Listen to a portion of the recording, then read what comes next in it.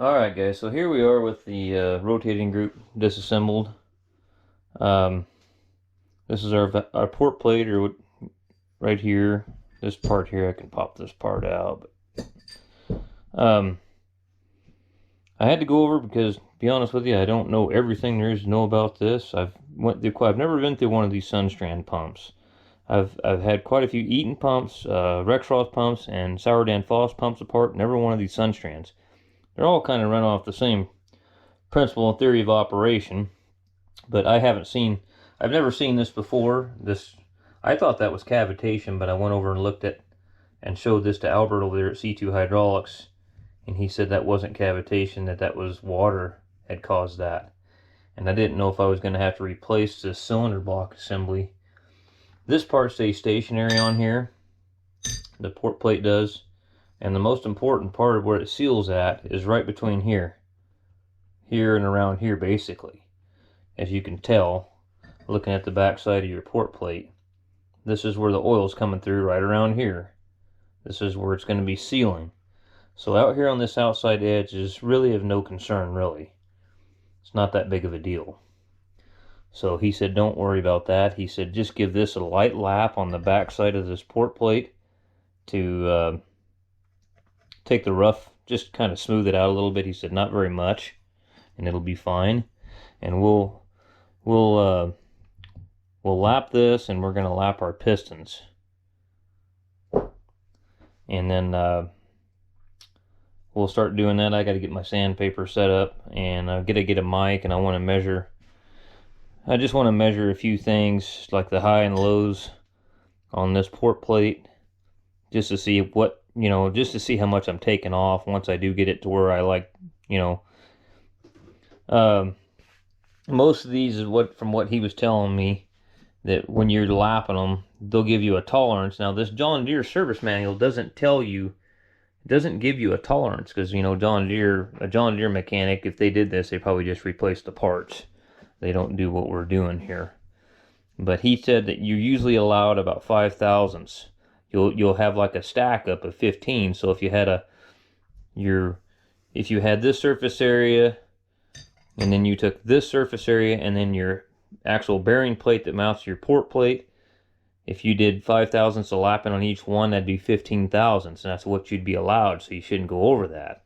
But he said there's quite a bit of difference between industrial and I can't remember what he told me the other thing was, but anyway, he said just lap those and they'll be fine.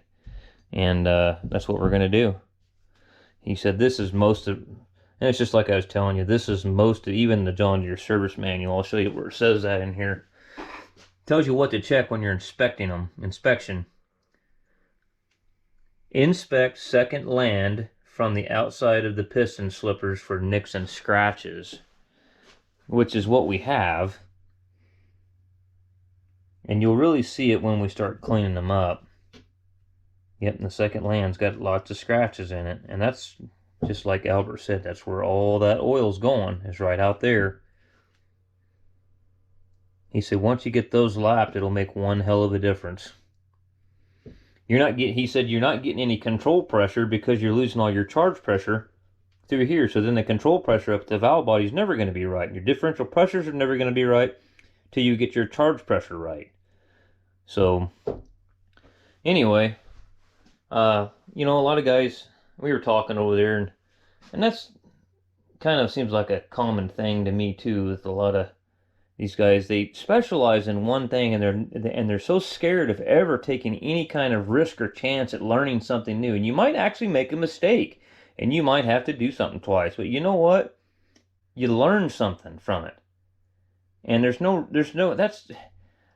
everybody's afraid of failure this day and age. Nobody wants to take a chance at doing anything, and that's how to be completely honest with you, I've never been afraid. You guys have seen my videos. I've never been afraid to I've never been afraid to tell you that, well, I don't really know, but I will find out, and I'll learn how to do it. And but I see that people are so scared of everything anymore. But anyway, I'm gonna get my paper and a little bit of oil, and we're gonna start lapping these pistons. But I'm gonna get a mic first and measure them. You'll see a nice, consistent, even color between the inside ring and the outside ring here.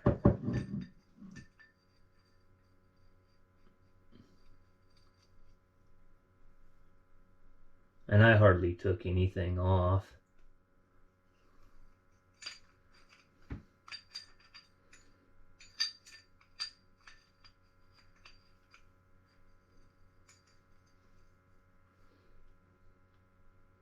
I'm getting about the same measurement across there, 315, 315. I'm going to go just a little bit more here.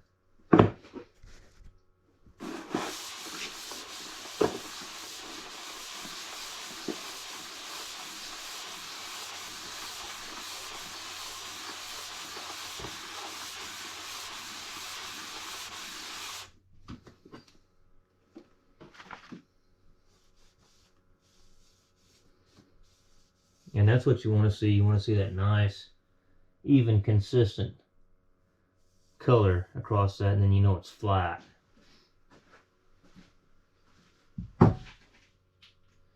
Okay, valve. Now we're going to do the slippers on the end of the pistons.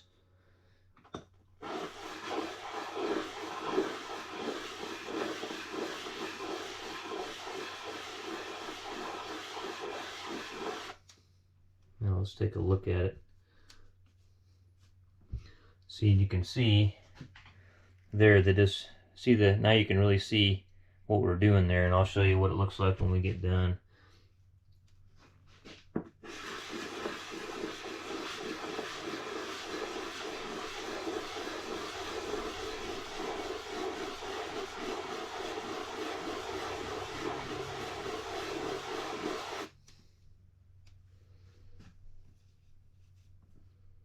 Let's keep going.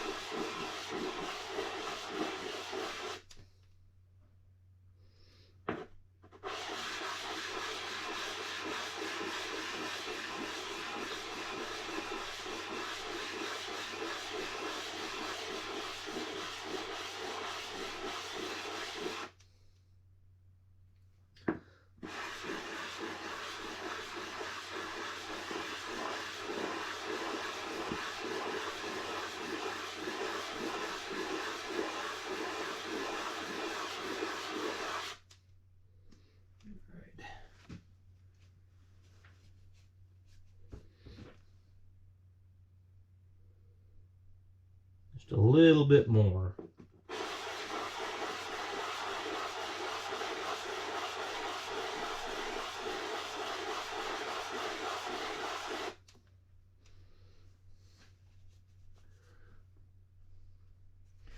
That's what you want there. You want a good, even, consistent color across that. And you can still see some minute scratches. And I asked him, I said, what about that? He said it's fine.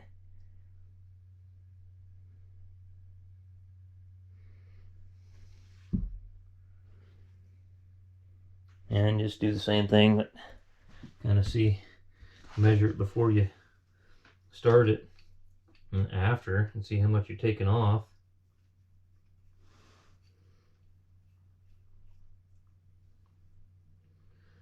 Looks like we're at about, getting more over here in the light. Looks like about 210 thousandths there.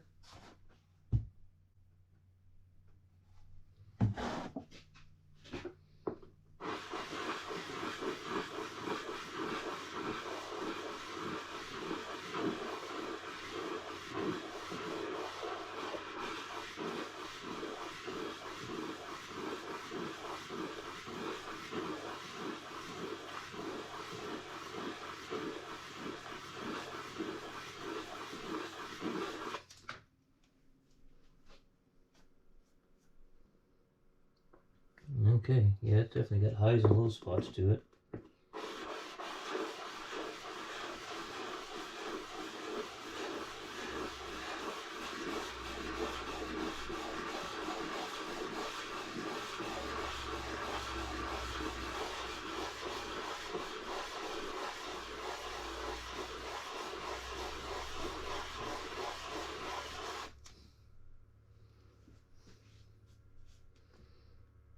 Almost there.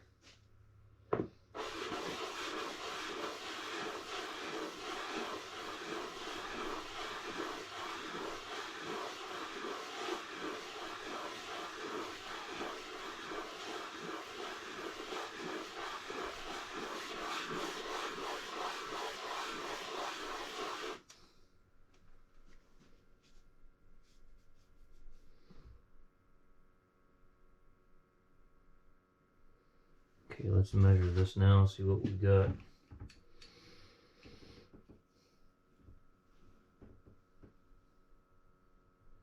And it's just, yeah, I mean, we're pretty much at the same measurement here. I mean, it's a really minute amount you're taking off to get it flat again. So you'd really have to grind on this thing pretty hard to get it down too much.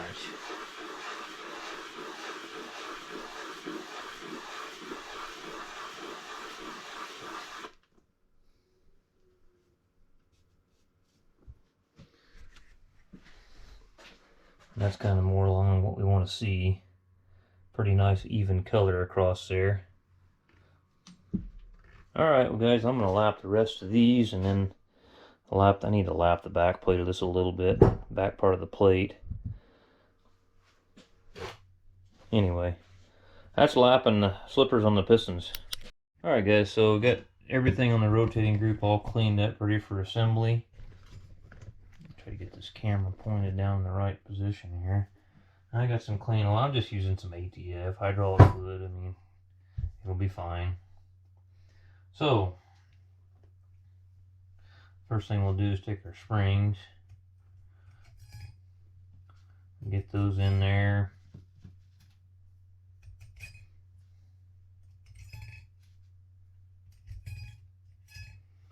Okay, then what I want to do here is get this part of the surface wet, or the swash plate, or not the swash plate, but I'm having a memory lapse.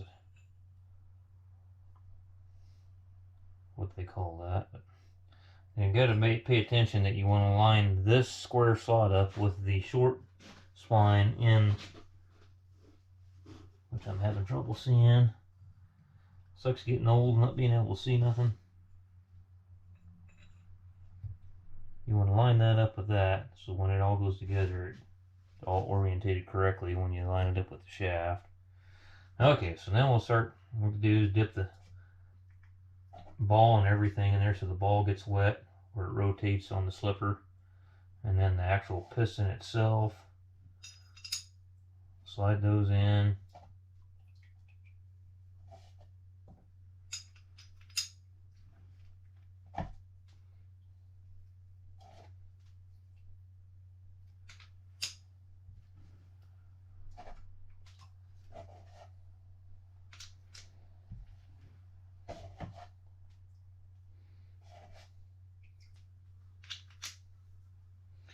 And then I'll probably just leave this in here for now, and then go out and start getting some of the other components all cleaned up, rebuilt, and then once I'm ready to go, I'll run it in here and grab it and go throw it in.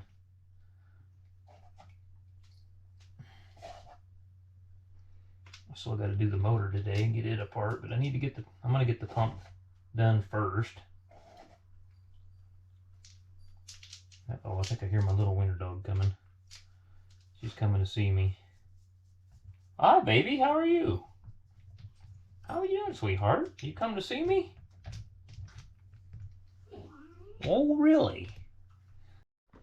Okay, so here's our trunnion bearings for the swash plate. And for some reason in the kit, I don't understand why, they send you 2 of every shim of every color, which are different thickness shims. There's 2 blues, 2 yellows, 2 browns, and both kits that I've got now, they only send you 1 green. Well, all my trunnions, we're not changing bearings, so we're not changing anything there. So we're just going to leave the green shim on there. And I put the 1 green new shim that I had. That's not a gasket. A lot of guys, oh, that's a gasket. That's not a gasket, that's a shim. This O-ring is what seals the trunnion bearings up. So we pre-lubed our bearings, all that good stuff. And the reason I marked those trunnions is because, I mean, obviously you want to keep your bearings matched up with your bearing races if you're reusing them. So, let's put our slosh plate assembly back in there. Let's flip it over to where, and it's pretty self-explanatory. I mean, the link for the feedback arm is going to go up through the hole, you know, where the displacement control valve goes.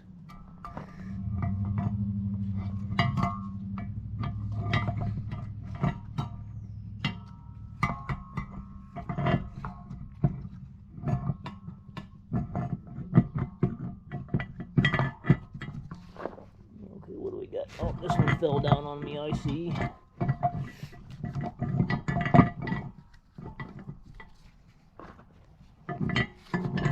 There we go.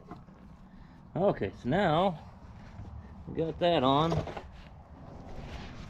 This is the red side. I marked the red marker. That's the white one. This would be the red one. And then I'm just going to line my marks up that I made.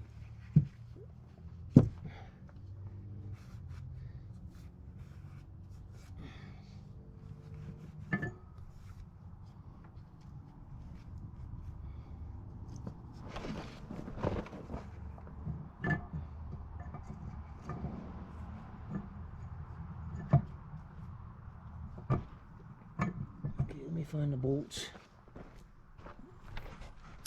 Alright.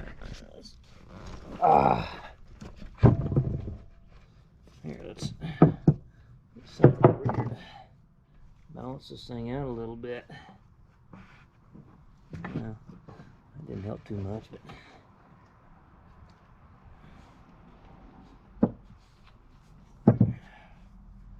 okay, where's my little mark out there?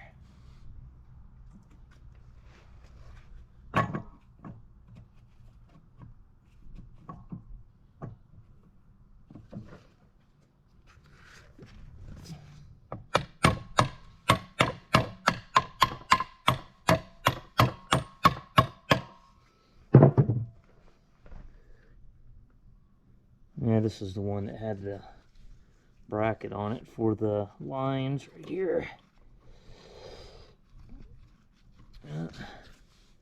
Houston, we're not lined up. And that's probably not going to work very well. Let me find something I can stick in a hole there.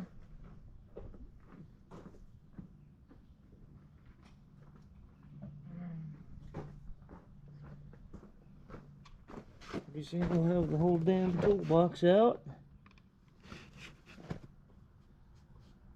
Alright.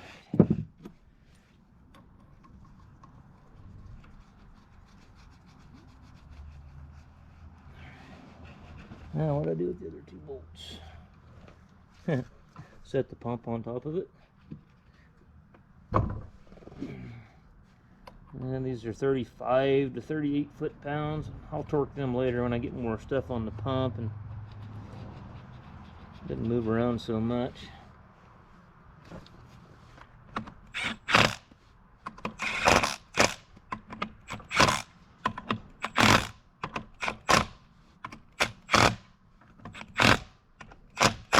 Alright,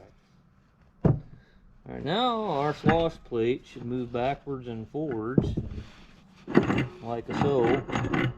Alright, so we don't want to do that too much and scuff up our pistons. So the next thing we'll do is put the servo pistons back in it and count how many turns we go in. We got to put new seals on those. There's new O-rings here in the kit, so let me do that. All right.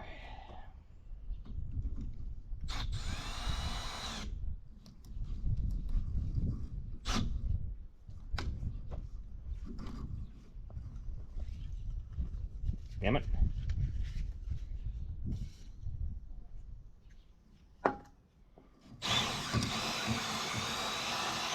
Oh, you dirty bastard. Get on there.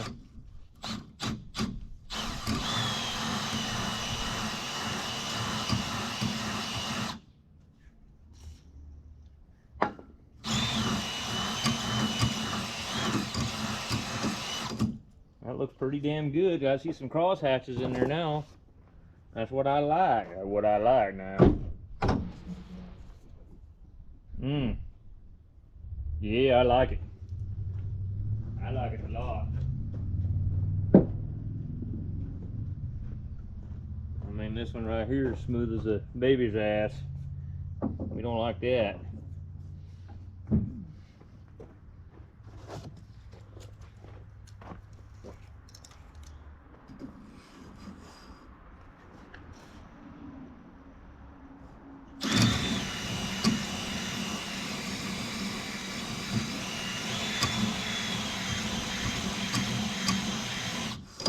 I like it. I like it. Let it.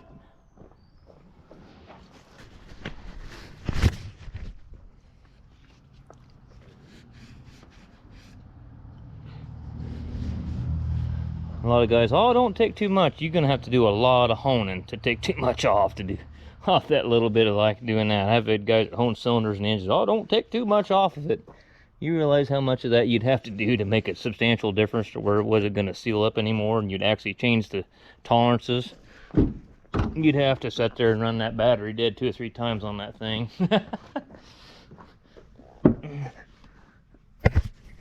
Okay. Yeah, there's a little bit of dirt on the outside out here, but I'm not concerned about that. I'm concerned about the part that matters. Oh, come on. Boy, that looks nice in there. Looks really nice.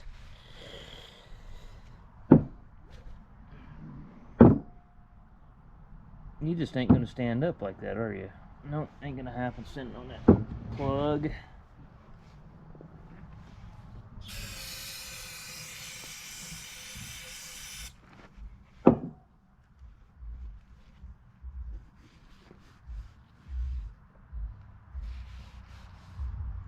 Okay.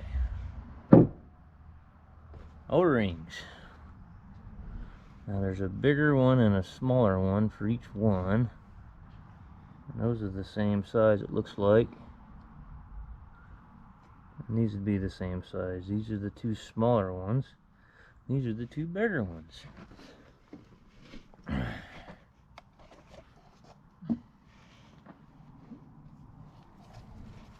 Obviously the bigger ones go on first on the bigger land down here.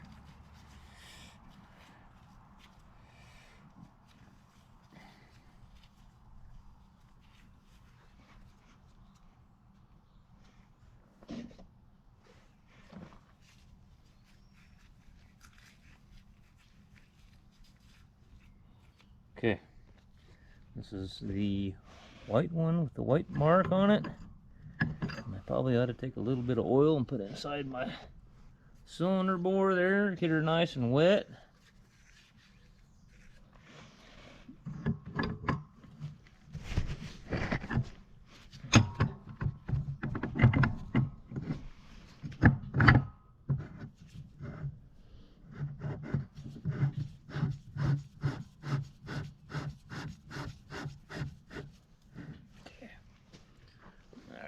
You know what I should have done on that is I should have lubed up the, let me take that back out. I should have lubed that up so I don't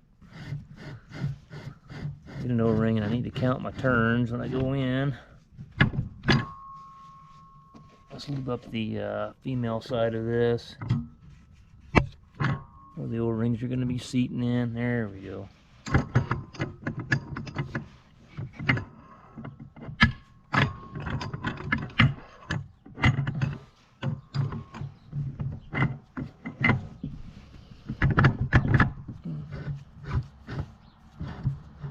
Let's start out with that. 1, 2, 3,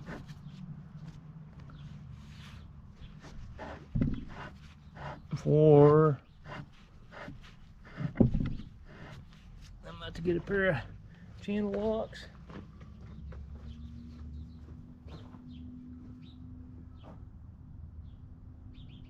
Hello. Good, how are you?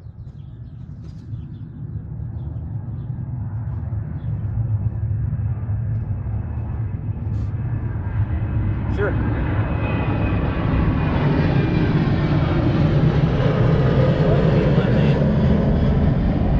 Okay?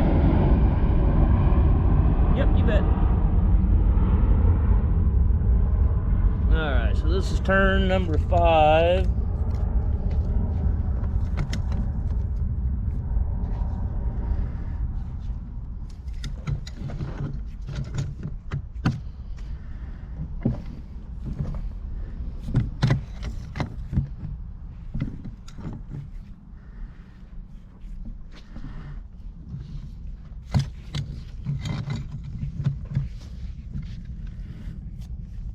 Six. Let's go out just a little bit bigger with these things.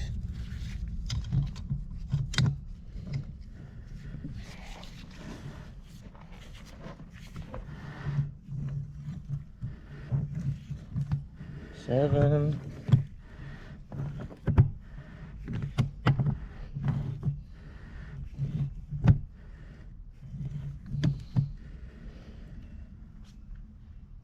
Eight. Okay, so there's one of them in.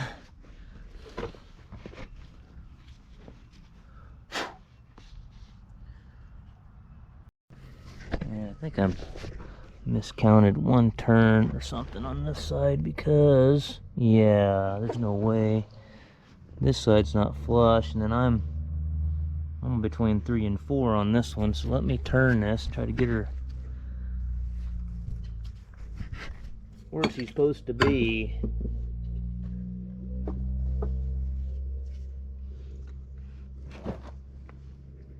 Ah, shit. Get up there and stay there.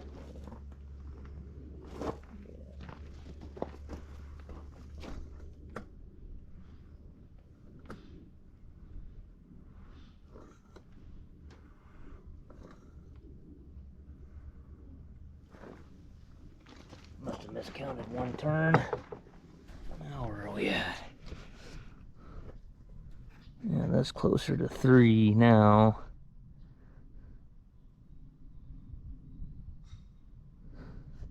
Let me zero it. Let's see where we're at.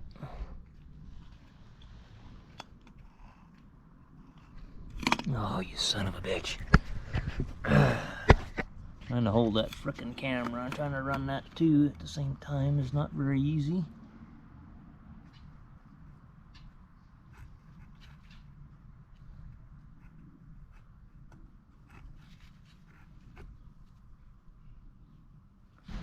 Okay.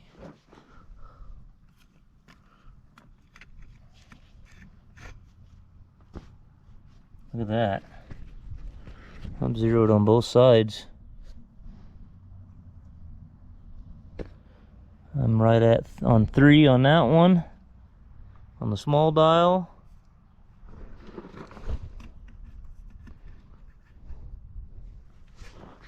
I'm right on 3 on that one on the small dial. Well, you can't ask for much more than that. She's pretty well square, I would say. Alright, slide our bearing through, or our shaft through the slosh plate, like so. Got a new gasket on the end plate.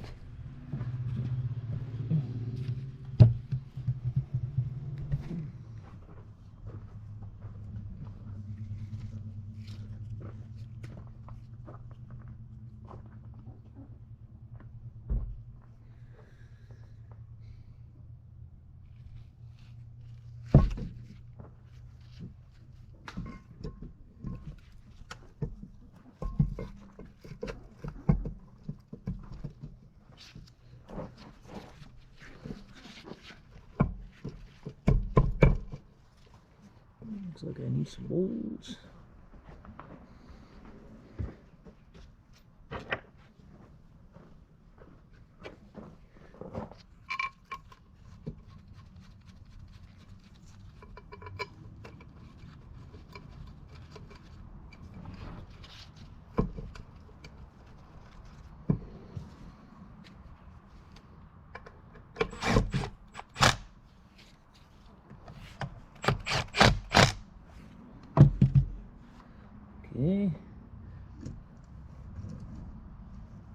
We'll put our seal and everything in last.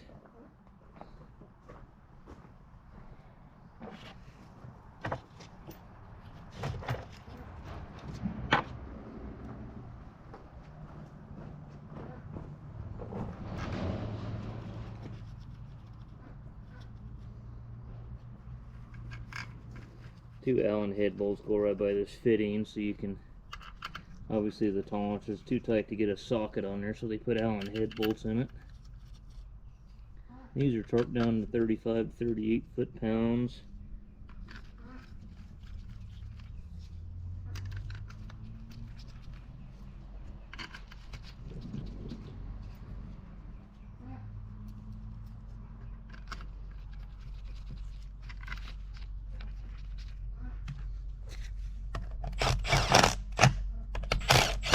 Just kind of running them up.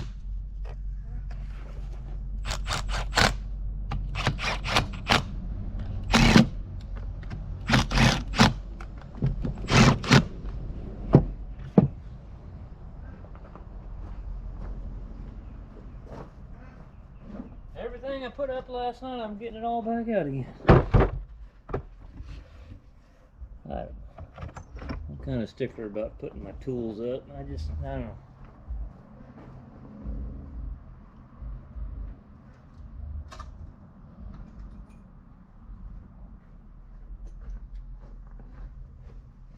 Time you get done with a project like this and you start putting up tools, you just can't believe how much shit you got out to do something.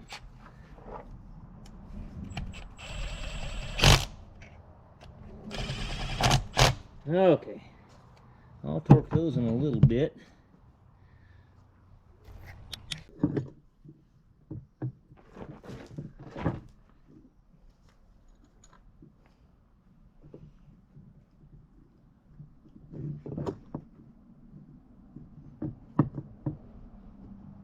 Should be right there. Should be going together right there. The mark's right on it. Why are you not going together?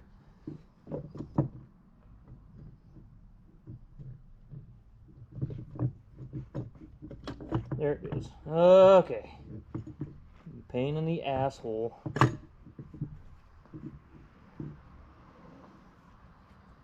Well, you talk about fighting every step of the damn way.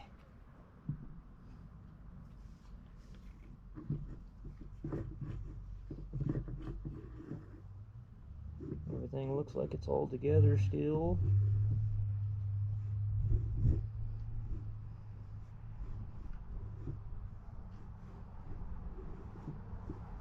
Okay.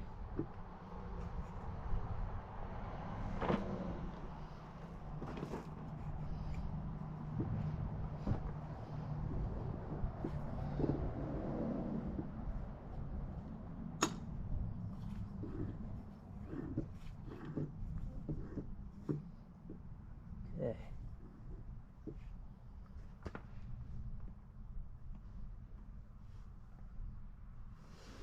Now, bearing.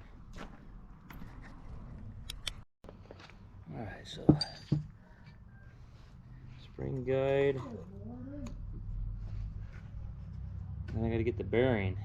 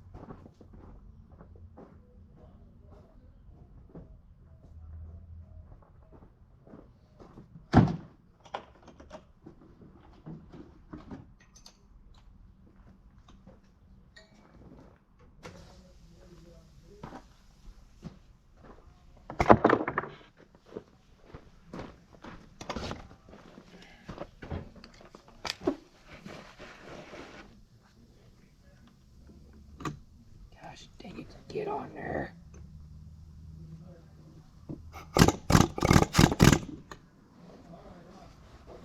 Yeah.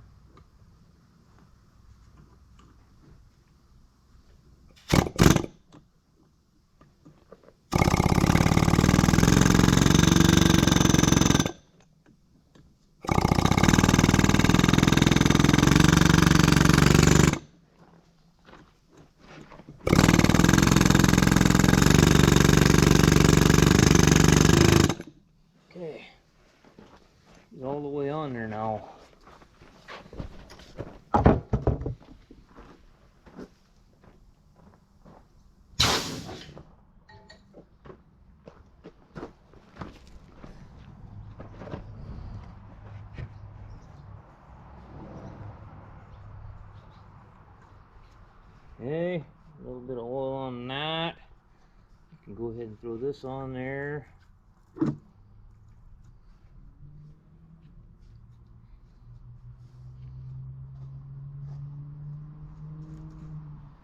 Oil up our surface area on where our bearing plate's going to sit.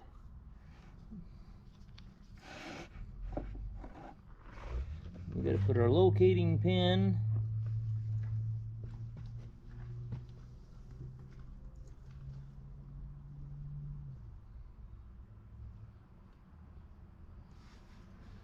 There should be a slot right there.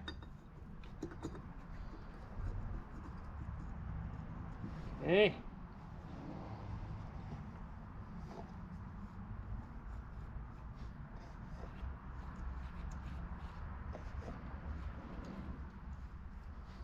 Alright, get all that lubed up there real good. Got a new gasket, and there'll be an O-ring that sits in there. And I believe that is this O-ring right here. And a new gasket.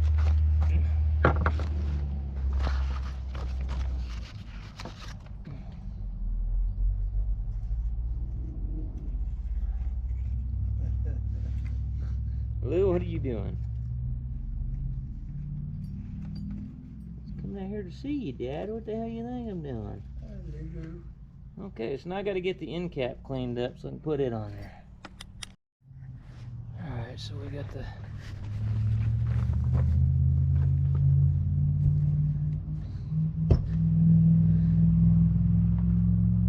end cap on it, torqued down.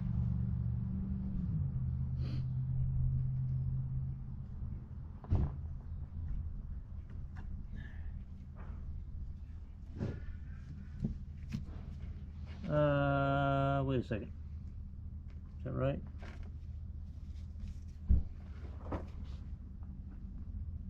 Yeah, it can't. There's no other way it can go any other way, so.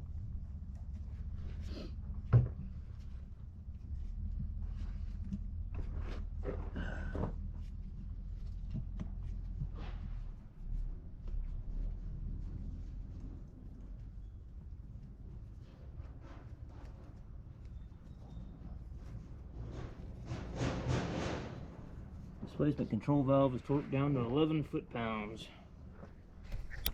Alright, so I got two new O-rings. One for the inside part, one for the outside part on the seal retainer. You got 6 springs. Put those in the little holes here.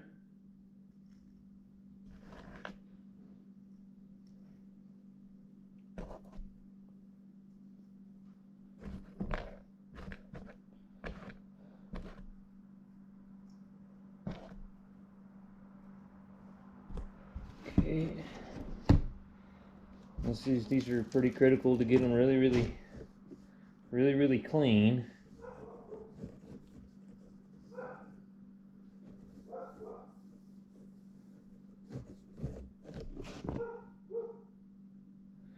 Okay, then there's a notch here, and you'll see this indexing pin right here.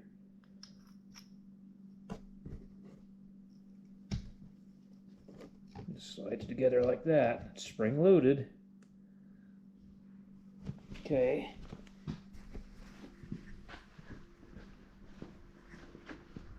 So now I put the key back in there to grab the yoke to turn it, so I'm going to have to pull the key back out of it.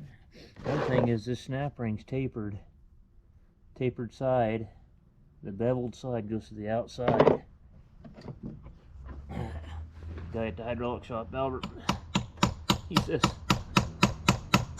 yeah, you put that key in there backwards, you'll fight that son of a bitch forever trying to get it in there. Man,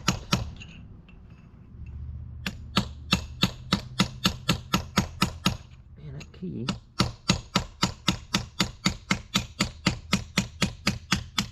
That key is tight. I'll take a file and clean the edge up of that where I hit it. So, anyway, I'm going to put a little bit of lube on the, what is that, bronze.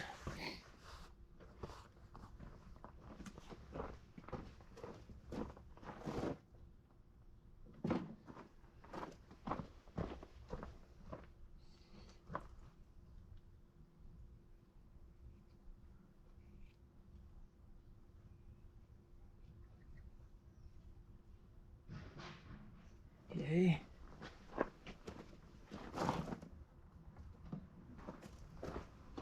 And the ID, or the ID of this, where the seal retainer is going to slide in. That's another thing I found on this is get a, a pick or something and get this snap ring groove, just spotless. It sure will make things a lot easier for a guy. Okay, and then now you're ready to slide her on in there.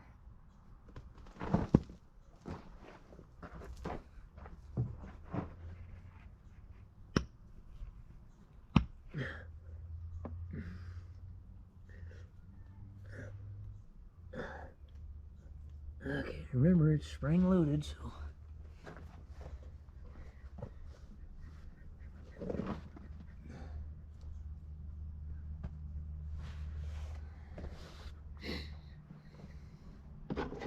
can't remember if I tapped on it a little bit last time. Where's my brass punch at?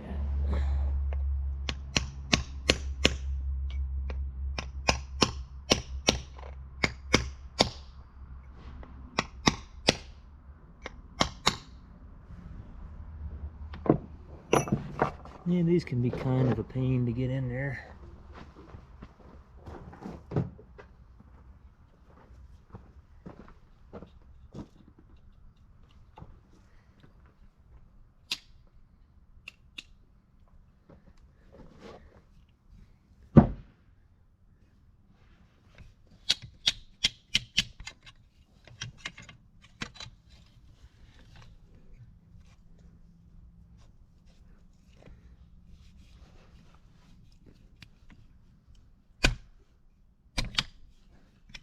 This one went in easier than the other one did. Okay, basically, well, let me clean the edge of this up where I hit it with the chisel. Just got a little burr on it, and then slide the yoke on there and tighten it down, and the pump's done.